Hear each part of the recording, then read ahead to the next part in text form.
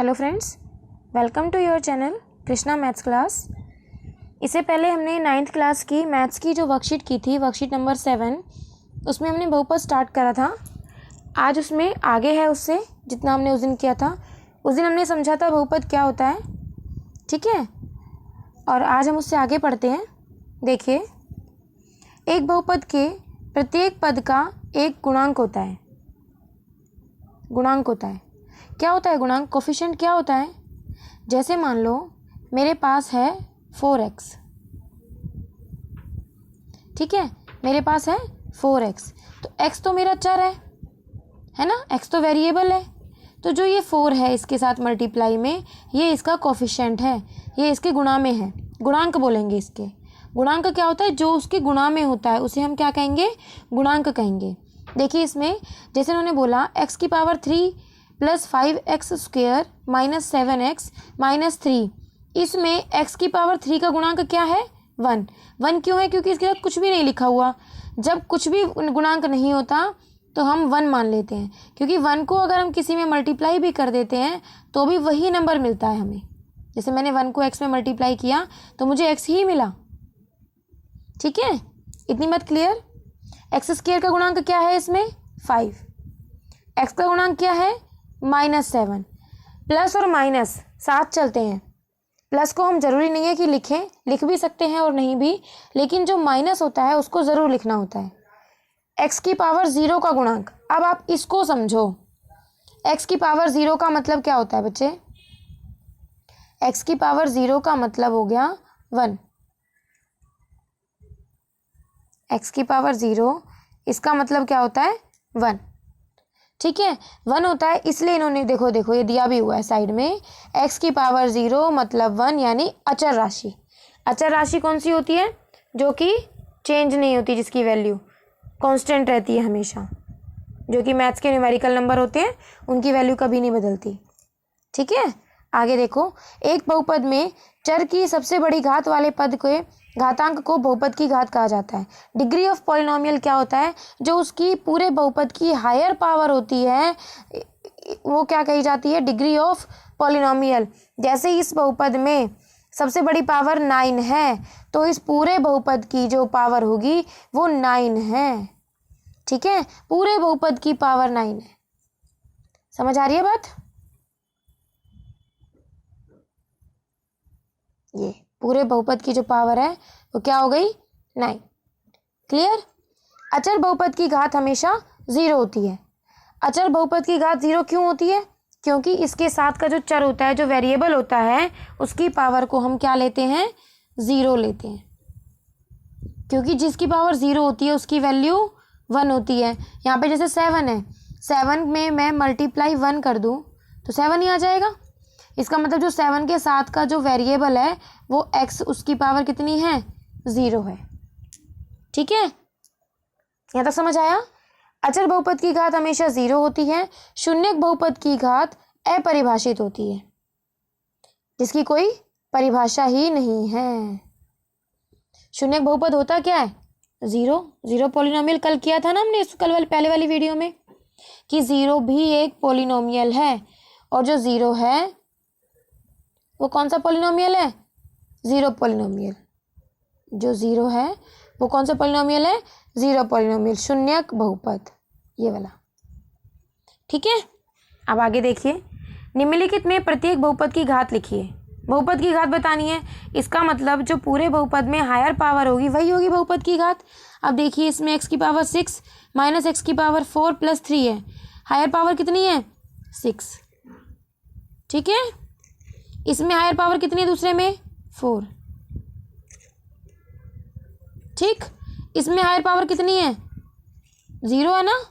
इसकी तो higher power कुछ कांस्टेंट है, ये तो वही कांस्टेंट टर्म है ये, ठीक। अचर राशि, और अचर राशि की पावर कितनी होती है? अभी समझाया मैंने, 0 होती है, ठीक है।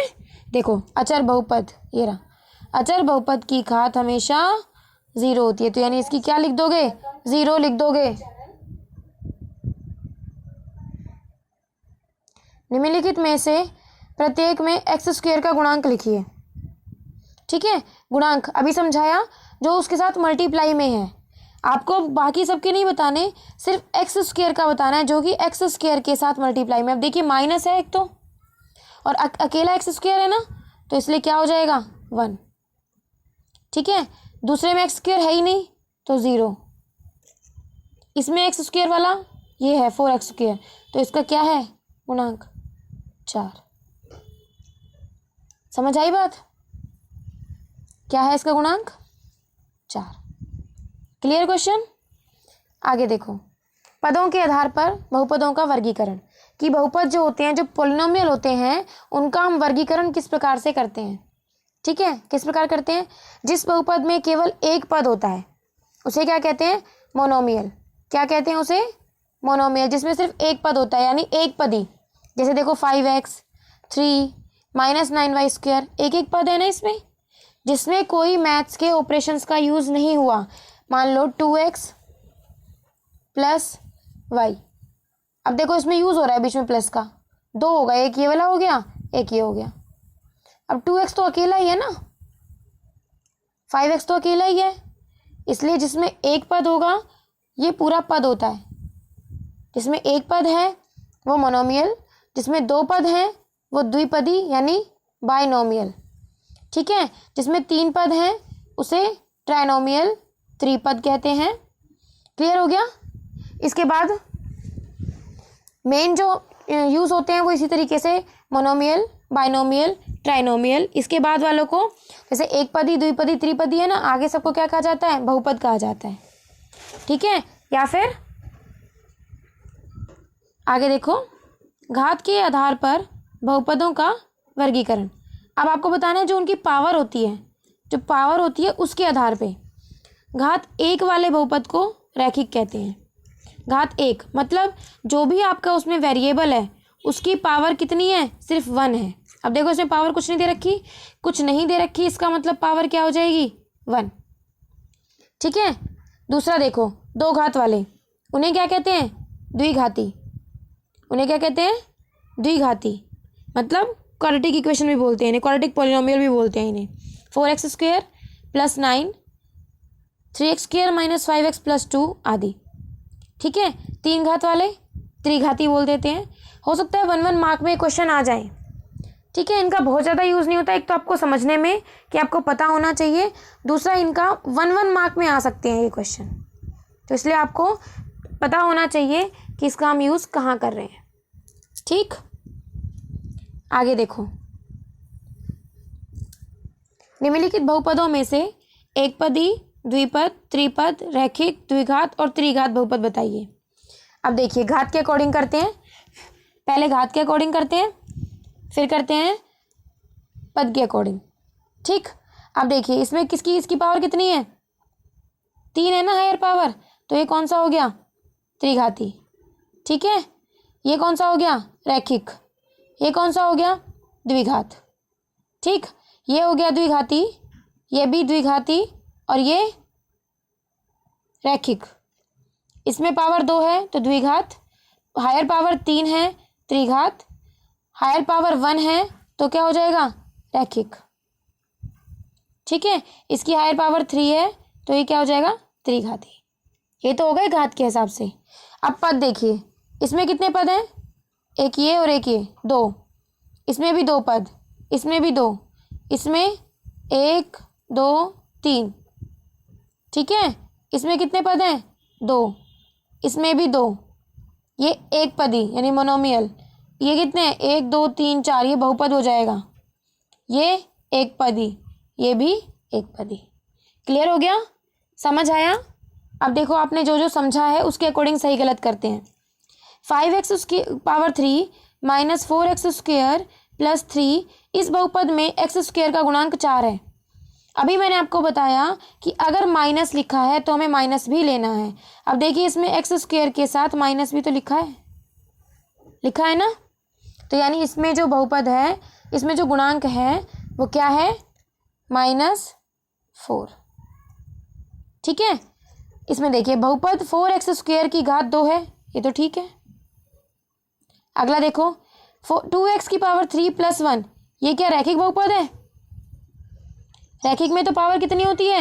1, तो ये गलत है। अगला √5x + 1 में x का गुणांक √5 है। ठीक है, देखो इसके साथ मल्टीप्लाई में तो √5 है ना, जो मल्टीप्लाई में होता है वही तो गुणांक होता है, तो ये भी ठीक है। अगला, ये द्विपद है, बिल्कुल है जी, क्यों? क्योंकि इसमें दो पद हैं, देखो एक 4m और एक 5n, तो ठीक है। क्लियर? अब इसका जो माइनस, क्योंकि इसका 4 नहीं है तो इसको आप क्रॉस करके लिखोगे कि क्योंकि ये गलत है, हमें सही गलत के निशान लगाने हैं ना। पूरी वर्कशीट सॉल्व हो गई। क्लियर है? समझ में आ रहा है आपको अच्छे से? आपको क्या समझ में आया, कितना समझ में आया, आप मुझे कमेंट में बताइएगा। और अगर आपको इससे हेल्प मिली हो, वर्कशीट समझ में आई हो, वीडियो को लाइक कीजिए, शेयर कीजिए ताकि औरों की भी हेल्प हो जाए, और चैनल को सब्सक्राइब कीजिए। Thank you.